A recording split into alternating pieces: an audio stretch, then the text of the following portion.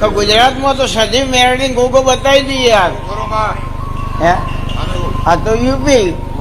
હવે યુપીમાં તો ગોગો નહીં, સધીએ નહીં, જોગણીએ નહીં, મેળવી નહીં. વતાવું દુઃખ તો મટી જાય.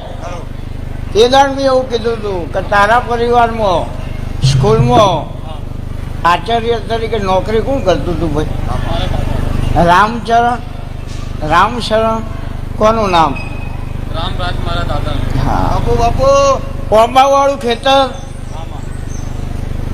માસ્ટર રિટાયર થયા એટલે ભાઈઓ વચ્ચે કજિયો થયેલા, એને કોઈ સંતાન નહોતું એટલે તમે એનો પગાર ના ખાધો પણ એની જમીન તમે કોર્ટ કચેરી કરીને પોલીસ કેસ કરીને 4 વર્ષ લડ્યા અને 4 વર્ષ લડ્યા પછી ખેતર તારા નામેથી કરાયું હોય તો એ દાડાથી આ બે દીકરોને તકલીફ ચાલુ.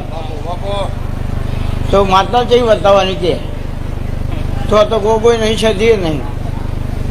બતાવવું તો પડે ને, મટી જાય ભાઈ.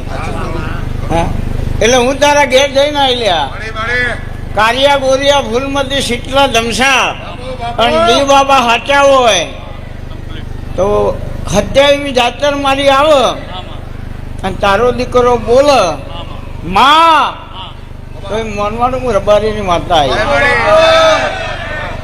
બાપુ બાપુ પૈસા લઈને આવ્યો તો છેલ્લો ભરી